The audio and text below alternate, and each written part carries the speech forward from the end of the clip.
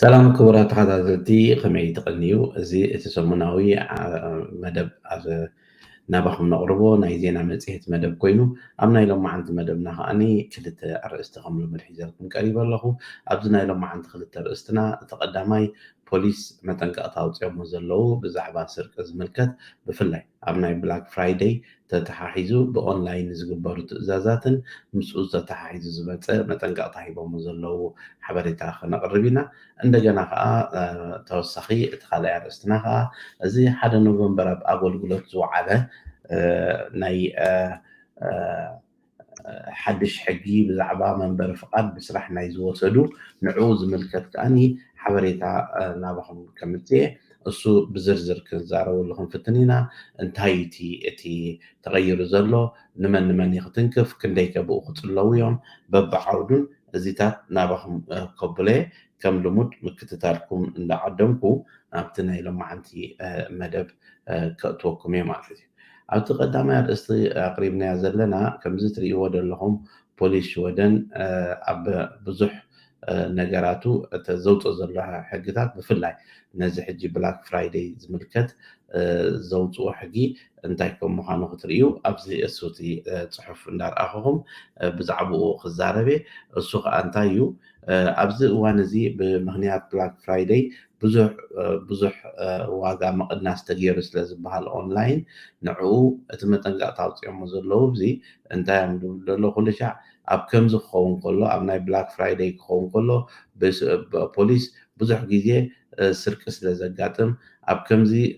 ስርቂ ዘጋጥመሉ ግዜ ከዓኒ ሰብ ክጥንቀቕ ከም ዘለዎን እቲ ዝጥንቀቐሉ ከዓ ኦንላይን ንዝኣዘዝዎ ነገራት ኣብ ኦንላይን ዝእዘዝ ነገራት ኣተሓሒዞም ሊንክ ይሰዱልካ ናይ ሓሶት እሞ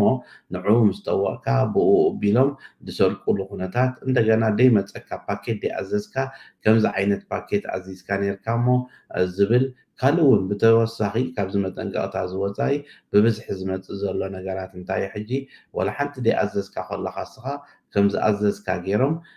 እቲ ዝኣዘዝካዮ ንብረት መፂ ስለ ዘሎ ንዕኡ ክትወስዶ ነቲ ንብረት መፂኻ ክትርከቦ ወይ እውን እቲ ንብረት ከምዚ ሓበሬታ ስለ ዘለዎ ክንዲ ዝኽፈል እሞ ድሕሪኡ ከምዚ ክትገብር ዝብል ሓበሬታ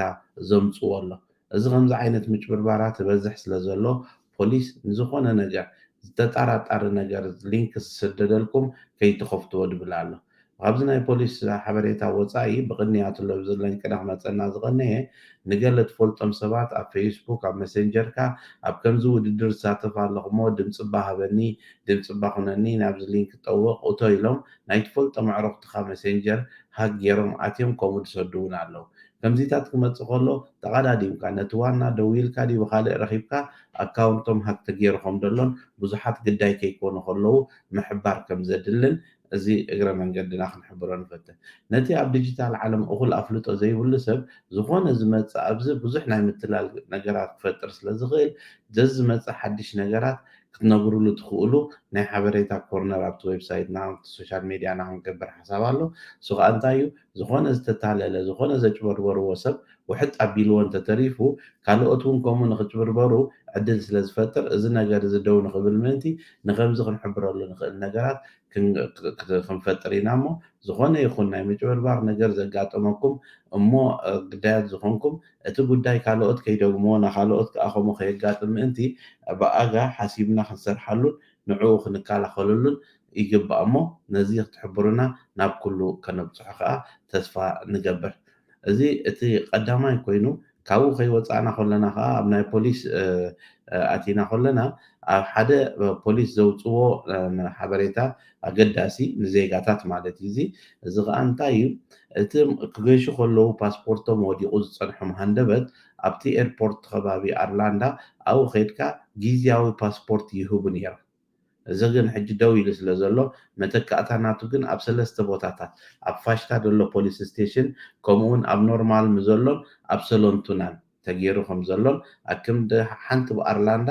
እቲ ዝቐረበ ንኣብነት ሰሎንቱና ማለት እዩ ክኸውን ዝቐረበ ናብቲ ኤርፖርት ኣብኡ ከይድካ ከተውፅእ ከም ትኽእል እዚኦም ኣውፅኦም ኣለዉ። እዚ ካብ 3 ኖቨምበር ተተግቢሩ ዘሎ እዩ ስለዚ እቲ ኣብ ኣርላንዳ ከይድካ ፓስፖርትካ ወዲቑ ተፀኒሑ ኣብኡ ዝወሃበካ ነበረ ግዝያዊ ተሪፉ ከም ዘሎን ሕጂ ግን ኣብዘን 3 ቦታታት ፋሽታ ኖርማል ሰሎንቱና ይህቡ ከም ዘለው ፖሊስ ሓበሬታ ሂቦም ኣለው እቲ ኣብዚ ከመይ ጌርካ ተመልክት ገለ ዝብል ሓበሬታ ኣሎ ኣቲኹም ክትርእይዎ ትኽእሉ ኢኹም ፖሊስ ግን እንታይ ይብሉ ኣለው እቲ ኤርፖርት ምስ ከድካ ፓስፖርትካ ወዲቑ ፀንሓካ እሞ ሽዑ መጨረሻ ምስንባድ ይመፅእ ነይሩ እቲ ምስንባድ እቲ ክተርፍ ኣብ 3 ቦታ ፋሽታ ኖርማል ወይ ከዓ ኣብ ሰሎንቱና ዘሎ ፖሊስ ስቴሽን ከድካ ስቲል ከተውፅእ ከም ትኽእል እዚ ሓበሬታ እዚ ሂቦሞ ኣለው ኣብ ሰሙን እዚ ኣብ ሰሙን እዚ ካብ ዝተዋህበ ሓደ ነገር ከዓ እንታይ እዩ ኣብ ዓበይቲ ንጥፈታት ኣብ ዓበይቲ ፌስታታት ይኹን ውድድራት ይኹን ገለ ቦርሳኻ ሒዝካ ክትኣቱ ዓብይ ዝበለ ቦርሳ ሒዝካ ክትኣቱ እውን ተኸልኪሉ ኣሎ እዚ ከዓ ምስቲ ዘሎ ናይ ግብረ ሽበራ ስግኣት ምስኡ ዝኸይድ ኮይኑ እቲ ቴረር ኮትኒቮ ናይ መጠንቀቕታ ደረጃ ናይ ግብረ ሽበራ ልዑል ስለ ዘሎ ነዚ በዚ ምክንያት ኣብ ዓበይቲ ንጥፈታት ኣብ ዝኾነ ኮንሰርት ፌስቲቫል ወይ እውን ኣብ ከምኡ ኣብ ናይ ብሃገራዊ ጋንታ ደረጃ ዝካየድ ነገራት ዓብይ ዝበለ ሻንጣ ሒዝካ ምእታው ከም ዝተኸልከለ ፖሊስ ኣውፅኦሞ ዘለዎ ሓበሬታ እዩ ስለዚ ኣብ ከምዚ ዓይነት ንጥፈታት ኣብ ዝኽየደሉ ግዜ ዓብይ ዝበለ ቦርሳ ሒዝካ ክትከይድ ከም ዘይትኽእል እዚ ሓበሬታ ተዋሂቡ ዘሎ ከም ዝትርእይዎ ዘለኹም የርኢ ኣሎ ኩለን እዚአን ሓበሬታ እዚአን ሊንክ ጌርና ከም ልሙድ ኣብ ታሕቲ ክንጥልጥፈልኩም ኢና ካብአን ሪኢኹም ከዓ እቲ ጉዳይ ከተንብቦን ዝያዳ ብዛዕባኡ ሓበሬታት ተድሊኩም ናብኡ ክትርእዩን ንዕድም ማለት እዩ ከም ልሙድ ኣብቲ ካልኣይ ኣርእስትና ክንኣቱ ከለና እቲ ካልኣይ ኣርእስቲ ሎሚ ዝቐረብናዮ ናይ ሚግሬሽን ኮይኑ ሚግራሽን ዝፈልከት ለብዘበን ብመሰረቱ ኩሉ ክንቅይሮ ኢና ብምባል ነቲ ሕግታት ካብ ምቕያር ዝኣተውዎ መስርሕ ሓደ ካብኡ እዚ ናይ ስራሕ ፍቃድ ዝነበሮም ሰባት ንዕኦም ዝምልከት እዩ ናይ ስራሕ ፍቃድ ጌርካ ክትወስድ ኣብ ዝዓዲ ቅድሚ ሕጂ ደሞዝካ 13,000 ክኸውን ነይሩ ሕጂ ግን ካብ 1 ኖቨምበር ኣትሒዙ እዚ 13,000 ነበረ ዕፅፊ ኮይኑ 27,360 ክሮነር ተደይብልካ ደሞዝ እቲ መንበሪ ፍቃድ ከም ዘይወሃበካ ገሊፆም ኣለዉ ካብቲ ከቢድ ዝገብሮ ነገር ሕጂ እንታይ እዩ ናይቶም ቅድሚ ሕጂ ወሲዶም ነይሮም እሞ ምሕዳስ ዘድልዮም ጉዳይ ከዓኒ ስቲል በቲ ሓድሽ ክረኣዩ ምዃኑን ኣብቲ ክሕድሱ መስእተው ካልኣይ እቲ ከማልእዎ ዝግባእ ደሞዝ እዚ ሓድሽ ምዃኑን እዚ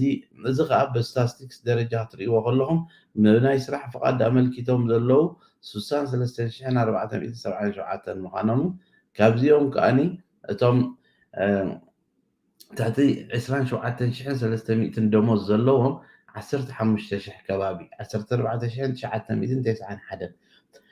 ሸዓተ ሰብ ጎደልና 15,000 ማለት እዩ እዚ 15,000 ሰብ እዚ ደሞዙ ትሕቲ 27 ስለ ዘሎ ኣስራሕቲ ምትዕርራይ ገይሮም ክዕርዩን ተፈቲኖም ከማን ክንከታተሎ ኢና ዝብል ሓበሬታ እታ ሓላፊት ናይዚ ጉዳይ እዚ ዘላ ትዛረብ ከም ደላን ተመሊሶም ክትትሎም ክዕብዩ ምዃኖምን ነዚ ሲስተም እዚ ተጠቂሞም ከዓ መሊሶም እቶም ኣስራሕቲ ደሞዝ ብልክዕ ዝኸፈልዎ ታሕቲ ግን እቲ ዝፅሕፍዎ ላዕሊ ክኸውን ክኽእል እዩ ስለዚ ነዚ እውን ክንቋፃፀሮ ኢና ክትብል ኣና ሊንድ ብላድ ተዛሪባ ኣላ ማለት እዩ ናይዚ ጉዳይ እዚ እቲ ክማላእ ዘለዎ ብልክዕ ድዮም ኣማሊኦሞ ወላ ንወረቐት ድዩ ክንከታተሎ ኢና በዚ ዝብልዎ ዘለዎ መሰረት እንተሪኢኹሞ ከባቢ 15,000 ሰብ ካብ ስራሕ ደው ክብል እዩ ማለት እዩ ኣይክሕደሰሉን ኣይተሓደሰን ማለት ከዓ ውፃእ ናብ ዓድኻ ይኽመፅእ ማለት እዩ ስለዚ እዚ ሽግር እዚ ከይድካ መን እዮም እቶም ተፀለውትን ዝበሃል እዚ ፍሩት ዝኣርዩ ዝመፁ ኣብ ሲዝናል ኣርቤተ ድብልዎ ግዝያዊ ኣብ ወቕታዊ ዝስራሕ ኣብ ኩሉ ወቕቲ ዝሰርሑ 3,559 ክፅለው እዮም ሬስቶራንትን ናይ ክሽነ ተሓጋገዝትን 895 ናይ ክሽነ ዝሰርሑ 520 ኣፅረይቲ 1,369 ፒዛ ቦጋራ ከባቢ 403 በዚ ኢሚድየት ውሳኔ ክፅለው እዮም ኢሎም ከባቢ 15,000 ሰብ ቀጥታ ስራሕ ኣልቦ ክኾኑ እዮም እቲ ዕላማ እንታይ እዩ ነዞም ሰባት እዚኦም ካብ ስራሕ ኣውፂኻ ነቶም ብሶሻል ሓገዝ ዝወሃቦም ሰባት ናብዛ ዓይነት ስራሕቲ ዝምእታው እሞ ነቶም ሰባት ከዓ ናብ ዓዶም ምምላስ ዝብል መደብ ስለ ዝኾነ እዚ ቀሊል ኣይክኸውንን እዩ ከምቲ ቅድሚ ሕጂ ዝበልናዮ እውን ኣብ ኩሉ ናይ ሚግሬሽን መዳያቶም ሕግታት እንዳተረረ ከይዱሲ ሰባት ምእሳር ጅምሩ ከም ዘለውን ነዚ ጉዳይ ፀዊዖሞ ምስ ከዱ ኣብኡ የትርፍዎም ከም ዘለው ከምኡ ቦታታት ከዓ ብዝሕ ዝበለ ከፍቲ ኣብ መስራሕ ከም ዘለዎ ቅድሚ ሕጂ ገሊፅና ነርና ኢና ከም ውፅኢት ናቱ ከዓ ኦልረዲ ጀሚሮሞ ምስጓር ከም ዝጀመሩ ናብ በዓል ዒራቅ ናብ ካልእ እውን ክሰጉ ይዳናደኑ ከም ዘለው ኣብ ዝሓለፈ ደጋጊምና ዝገለፅና እዩ ስለዚ እቲ ዝምዕብል ዘሎ ምዕባለ ርኢና ምስኡ ዝኸይድ ከዓ ምድላዋት ክግበር ከም ዘድሊ ምፍላጥ ከድሊ እንዳበልና ንሎም መዓንቲ ናባኹም ዝቐረብናዮም መደባት እዚኦም እዮም ነይሮም ኣብ ዝቕፅል ሰሙን ካልእ መደብ ሒዝና ስጋዕ ንመለሰኩም ሰላም ቅንያት